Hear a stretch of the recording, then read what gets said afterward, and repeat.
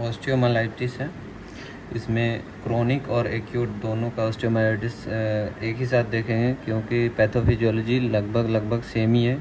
Acute osteomyelitis जो है chronic changes into chronic osteomyelitis, और क्रोनिक ऑस्टियोमाइलाइटिस जो है एक्यूटली प्रेजेंट करता है, एक्सेसरबेशन हो सकता है। इसीलिए ऑस्टियोमाइलाइटिस सबसे पहले होता क्या है कि ये इन्फेक्शन ऑफ द बोन और मेडुलरी कैविटी का होता है। Usually metaphysis of the long bone में होता है, ठीक है। अब इसका occurs in the young children and elderly population. जिसका भी इम्यूनिटी लो होगा ना, उसी को होगा, ज़्यादा चांसेस होता है एक ऑस्टियोमाइलाइटिस होने का। रूट ऑफ इन्फेक्शन क्या है? Most common route of infection है हेमाटोजिनस। प्री एग्जिस्टिंग इन्फेक्शन रहेगा तो मोस्ट कॉमन रूट यही हेमाटोजिनस है। Direct contact, post surgical contaminated sources, open fracture होगा तो उसकी वजह से इन्फेक्शन हो सकता है। Septic arthritis from a joint to the bone.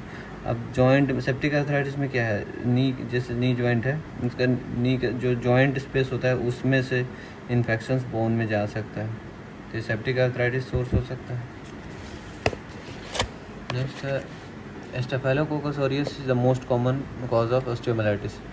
ये ओवरऑल जितना भी ये स्टेफाइलोकोकस ऑरियस है, यही सबसे ज़्यादा मोस्ट कॉमन कॉज है ऑस्टियोमाइलाइटिस का ओवरऑल।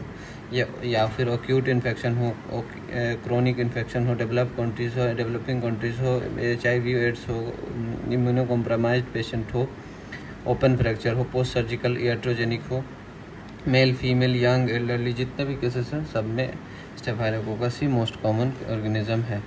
स्पेशल केसेस में जो है कुछ केसेस ऐसा है जहाँ ऑस्टियोमाइलाइटिस होता है, जैसे कि सिकल सेल डिजीज पेशेंट है, उसमें क्या होता है डायफेजियल बोन में अफेक्ट करता है, जो कि सैल्मोनेला जो है मोस्ट कॉमन ऑर्गेनिज्म है।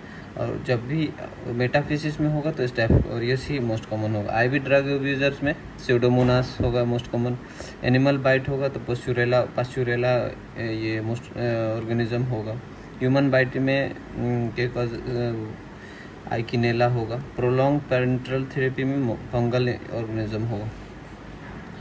और overall most common bone affect होता है फीमर का, जो डिस्टल एंड ऑफ फीमर है वो सबसे ज़्यादा अफेक्ट करता है, टीबिया से ज़्यादा। और एडल्ट में जो है वर्टिब्रा जो है इन्वॉल्व करता है, लेकिन ये इतना ज़्यादा कॉमन ज़्यादातर चिल्ड्रन में ही होता है। और इसमें metaphysis is the most common location of osteomyelitis. क्यों ऐसा क्यों है कि मेटाफिसिस ही सबसे ज़्यादा कॉमन है? तो मोस्ट वेस्कुलर रीजन है, हाईली न्यूट्रिशियस होता है। और यहाँ मेन ये कारण है ना कि टॉर्चुअस जो ब्लड वेसल्स है, hair pin loop blood vessels है, जिसकी वजह से यहाँ स्लजिश ब्लड फ्लो होता है। और यहाँ पे जो है लो फ्यू मोनोसाइट्स और मैक्रोफेजेस जो कम होता है, जिसकी वजह से यहाँ पे आराम से ग्रो कर पाता है। और इसमें हम पैथोफिजियोलॉजी देखेंगे।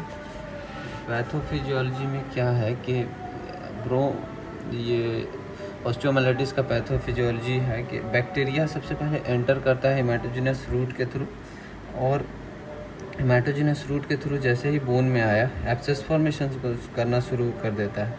और जैसे ही ये, क्योंकि यहाँ पे लुइस मोनोसाइट्स होता है और ब्लड स्टैसिस रहता है, ठीक है, तो इसके वजह से क्या होता है कि न्यूट्रिएंट डिप्लीशन होने लग जाता है। कि जैसे ही बैक्टीरिया यहाँ ग्रो करने लग जाएगा, न्यूट्रिएंट लेने लग जाएगा। अब जैसे न्यूट्रिएंट लेने लग जाएगा तो बोन डेड होने लगेगा और बोन में लेस न्यूट्रिएंट जाने लगेगा, फिर ये बोन जो है धीरे धीरे करके डेड कर जाता है। तो इसी डेड बोन को कहते हैं सिक्वेस्ट्रम। और ये सिक्वेस्ट्रम जो है और इसको आप ऐसा एरिया प्रोवाइड करता है बैक्टीरिया को जहाँ ऑर्गेनिज्म एकदम आसानी से ग्रो कर सके। ऑर्गेनिज्म मोर हेल्प्स ऑर्गेनिज्म ग्रो मोर, और पस फॉर्मेशन ज़्यादा होगा। और इसके इंसल्ट की वजह से रिस्पॉन्स में पेरियोस्टियम क्या करता है, कुछ दिनों बाद 7 से 10 दिनों बाद पेरियोस्टियम सिंथेसाइजेज न्यू बोन और प्रिवेंट करता है, ताकि जो है नया जो है इन्फेक्शन को स्प्रेड करने से बचा सके।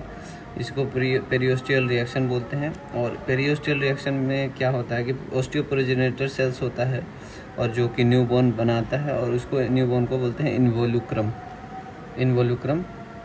और जैसे ही ज़्यादा पस बना, अंदर ही अंदर पस बनते रहेगा और वो परफोरेट कर जाता है इन्वोल्यूक्रम को, और through the bone enters in the soft tissue.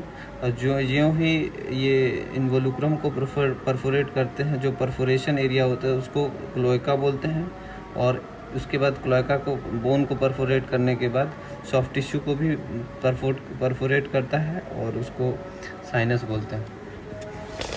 इसका पैथोजेनेसिस यहाँ पे बढ़िया से दिखाया गया कि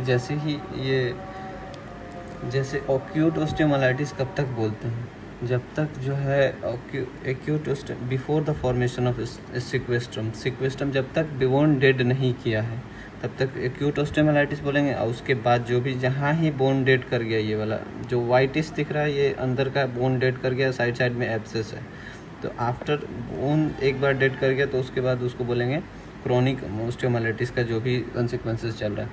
तो पैथोफिजियोलॉजी दोनों का सेम ही है, एक्यूट और क्रोनिक ऑस्टियोमाइलाइटिस का। इसमें क्या है, ये ऑर्गेनिज्म है, ऑर्गेनिज्म ग्रो किया, एब्सेस बनाया, और ज्यों ही एब्सेस बनाया ये अंदर का बोन डेड कर गया तो आगे क्या होता है कि ये पेरियोस्टल रिएक्शन होने के बाद से ये इन्वोल्यूक्रम बना लेता है, और इन्वोल्यूक्रम जब पस अंदर भर गया तो ये परफोरेट कर गया, पस की वजह से पस बाहर आने लग जाएगा, और सॉफ्ट टिश्यू में जो है परफोरेट करेगा तो साइनस बना लेगा। यहाँ का क्लोएका बना लिया इन्वोल्यूक्रम को परफोरेट करके। अब इसके साथ वजह से क्या क्या साइंस एंड सिम्टम्स आएगा, तो लेस देन 24 आवर्स में एक्यूट ऑस्टियोमाइलाइटिस में भी अगर लेस देन 24 आवर है तो सिस्टेमिक मैनिफेस्टेशंस ज़्यादा होगा, फीवर होगा, पेन होगा, मिनिमल पस फॉर्मेशन होगा, एंटीबायोटिक हेल्प करेगा इसमें। तो यहाँ पे ड्रेनेज करने का उतना ज़रूरत नहीं होता, जनरली एंटीबायोटिक से ही लेस देन 24 आवर्स अगर पेशेंट प्रेजेंट्स करता है तो ऐसे केसेस में एंटीबायोटिक्स देंगे ब्रॉड स्पेक्ट्रम, ऐसे केसेस में बहुत हेल्पफुल होता है। अगर मोर देन 24 आवर्स में अगर पेशेंट प्रेजेंट करता है तो इंसाइजन एंड ड्रेनेज ऑफ पस करने पड़ेगा। अगर 7 से 10 दिन के बाद पेरियोस्टल रिएक्शन स्टार्ट हो जाता है तो सिक्वेस्ट्रम जो कंटेंट है start to form in the content of the abscess, और ये वही सब चीज़ें लिखा हुआ है कि एब्सेस परफोरेट कर देता है इन्वोल्यूक्रम को, और pus drains through the involucrum, discharge the skin through the sinus, वही सब चीज़ें। क्लिनिकल फीचर्स ऑफ ऑस्टियोमाइलाइटिस में क्या है, सबसे पहली बात है child with high grade fever के साथ एक्यूट ऑस्टियोमाइलाइटिस का क्लिनिकल फीचर है। एक्यूट ऑस्टियोमाइलाइटिस में क्या क्या, चाइल्ड जो है हाई ग्रेड फीवर के पास साथ प्रेजेंट करेगा, स्वेलिंग होगा, पेन होगा। अब पेन जो होगा तो बच्चा मूव नहीं करेगा, इसको लिम्स को मूव नहीं करेगा, तो जिसकी वजह से हम स्यूडो पैरालिसिस बोल सकते हैं।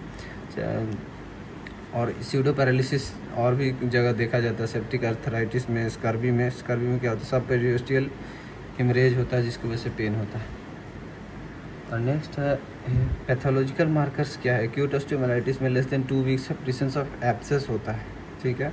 और chronic osteomyelitis more than 4 weeks है, formation of sequestrum, dead piece of bone हो जाता है, ठीक है। और क्लिनिकल हॉलमार्क्स है, एक्यूट ऑस्टियोमाइलाइटिस में क्या होगा, फीवर और पेन होगा। क्रोनिक ऑस्टियोमाइलाइटिस में क्लोएका बना था, उसके बाद क्लोएका इन्वोल्यूक्रम को पियर्स करके क्लोएका बना था, और जो सॉफ्ट टिश्यू बाहर का स्किन को पियर्स करके साइनस बना देता। और ऐसा एक्यूट ऑस्टियोमाइलाइटिस में कोई स्पेसिफिक सिम्टम्स नहीं मिलता है, ठीक है ना। तो इन्वेस्टिगेशंस में कौन कौन सा इन्वेस्टिगेशन करेंगे, तो ब्लड कलेक्ट करेंगे, ब्लड सैंपल, ताकि चेक कर सकें WBC इंक्रीज रहेगा, न्यूट्रोफिल्स, ESR भी बढ़ा रहेगा, CRP बढ़ा रहेगा, सी रिएक्टिव प्रोटीन। और ब्लड कल्चर ओनली 50% जो होता है स्टेप ओरियस के लिए पॉजिटिव होता है। और नेक्स्ट है सीरम प्रोकैल्सिटोनिन करते हैं, जो सेंसिटिव और स्पेसिफिक मार्कर है डायग्नोसिस ऑफ सेप्टिक आर्थराइटिस और एक्यूट ऑस्टियोमाइलाइटिस। दोनों ही केसेस में सीरम प्रोकैल्सिटोनिन करते हैं। और इसका रेडियोलॉजिकल इन्वेस्टिगेशंस में क्या क्या, MRI कर सकते हैं, pick up earliest changes less than 24 hours में, मैरोएडिमा, बोन मैरोएडिमा को देख सकते हैं MRI से, बोन स्कैन किया जा सकता है, एक्सरे किया जा सकता है। एक्सरे में क्या है, मोर देन 24 आवर्स का चेंजेस दिखता है, अगर विद इन 48 आवर्स आया तो सॉफ्ट टिश्यू लिसेंसी दिखेगा, शैडो दिखेगा अराउंड द बोन। और जो कि अर्लीस्ट चेंज है, अर्लीस्ट बोनी चेंज कैसे दिखेगा, पेरियोस्टल रिएक्शंस होता है जो कि 7 to 10 डेज में दिखता है। और नेक्स्ट है technetium 99, gallium 67, indium 11, 111 WBC labelled कर सकते हैं। और गोल्ड स्टैंडर्ड इन्वेस्टिगेशंस में क्या है, बायोप्सी करेंगे टिश्यू फ्रॉम द साइट। और ट्रीटमेंट में सबसे पहले क्या करेंगे कि ब्रॉड स्पेक्ट्रम एंटीबायोटिक्स देंगे, ब्रॉड स्पेक्ट्रम एंटीबायोटिक्स देंगे एम्पेरिकल ट्रीटमेंट में। और उसके बाद से कल्चर के लिए changes as per culture report, अगर कल्चर रिपोर्ट के अकॉर्डिंगली एंटीबायोटिक चलाएंगे। एनाल्जेसिक देंगे, पेन होगा क्योंकि एंटीबायोटिक्स देंगे क्योंकि एक्यूट ऑस्टियोमाइलाइटिस है तो फीवर भी होगा। Rest and splint to prevent movement as it causes pain. Ice packs देंगे। लिम्ब एलिवेशन ऑफ स्वेलिंग होगा तो लिम्ब एलिवेशन कर देंगे। अगर लेस देन 24 आवर्स में प्रेजेंट करेगा तो एंटीबायोटिक्स प्लस ड्रेनेज में भी ड्रेनेज ऑफ सेप्सिस ये ज़रूरी नहीं होता, लेकिन अगर मोर देन 24 आवर्स के बाद प्रेजेंट करता है अगर पेशेंट तो antibiotics plus drain of the abscess surgical drilling करते हैं।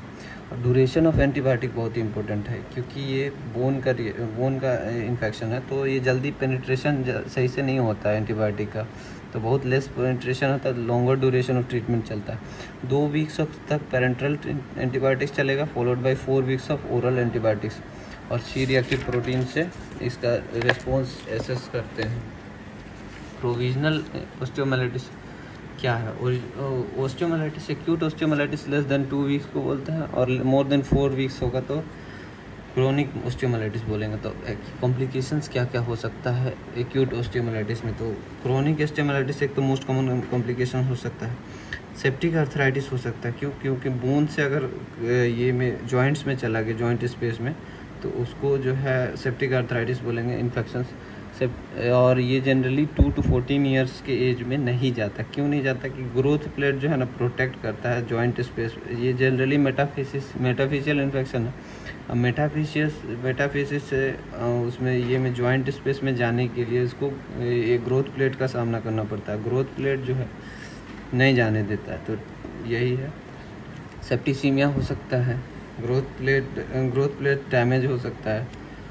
नेक्स्ट क्रोनिक ऑस्टियोमाइलाइटिस में थोड़ा सा देखना है, पैथोफिजियोलॉजी तो सेम ही है, इटियोलॉजी भी सेम ही है, जैसे स्टेफाइलोकोकस ऑरियस है वगैरह ये सब। अगर मोर देन 4 वीक्स ऑफ इन्फेक्शन है और क्लिनिकल हॉलमार्क क्या है? साइनस डिस्चार्जिंग साइनस प्रेजेंटेशन होगा, ठीक है ना, साइनस से एब्सेस पास डिस्चार्ज होगा, ठीक है। पैथोलॉजिकल हॉलमार्क क्या है? कि सिक्वेस्ट्रम दिखेगा। सिक्वेस्ट्रम क्या है? डेड पीस ऑफ बोन है जो कि डेंस दिखेगा, ज़्यादा वाइटिस, एकदम एक्सरे में एकदम वाइटिस दिखेगा। डीवेस्कुलराइज्ड है, एकदम डेड है, इसमें कोई वेस्कुलर सिस्टम नहीं है। Granulation tissue surrounded by and involucrum होगा। न्यू बोन फॉर्मेशन होता है तो इन्वोलुक्रम होता है। माइक्रोस्कोपिक डिस्ट्रक्शन ऑफ हेवर्जन सिस्टम होगा। और लगभग इसमें जो है टाइप्स ऑफ सिक्वेस्ट्रम है, तो इसको ये क्रोनिक ऑस्टियोमाइलाइटिस आएगा तो इसमें लिखने का ज़रूरत नहीं होती। मैनेजमेंट देख लेना है कि पैथोफिजियोलॉजी एटियोलॉजी तो लगभग सेम ही है। डायग्नोसिस भी लगभग, डायग्नोसिस कैसे करेंगे? तो ब्लड सैंपल लेंगे, ब्रॉड और साइनोग्राम करते हैं, साइनोग्राम ताकि एक साइनस को चेक करे। रेडियोपैक डाई होता है injected through the sinus to know the tract and plan treatment accordingly. Gold standard investigation क्या है? बायोप्सी करेंगे। और ट्रीटमेंट क्या है? ऑलवेज सर्जिकल ट्रीटमेंट करते हैं। Under antibiotic cover sinus tract excision कर देंगे। सिक्वेस्ट्रेक्टोमी, जो बोन है सिक्वेस्ट्रम बोन है तो उसको निकाल देते हैं। डेब्राइडमेंट करते हैं। वाइड माउथ कैविटी के सोसराइजेशन ऑफ बोन करते हैं, निकाल के ऐसे क्यूरेटाज करते हैं till the fresh bleed. Paprika sign, fresh bone जब तक नहीं दिखता तब तक उसको डिब्राइडमेंट करते हैं। और डेड स्पेस है उसको क्लोज कर देते हैं बोन ग्राफ्ट से या बोन सीमेंट से, कैल्शियम फॉस्फेट वगैरह से भर देते हैं, ठीक है। और स्किन जो है कवर्ड कर देते हैं, स्किन फ्लैप, मसल फ्लैप डाल करके। और vacuum assisted covering negative pressure around therapy -75 to -120 millimetre of mercury. Better healing bye promoting the more granulation tissue formation. और कॉम्प्लिकेशंस क्या क्या हो सकता है क्रोनिक ऑस्टियोमाइलाइटिस का?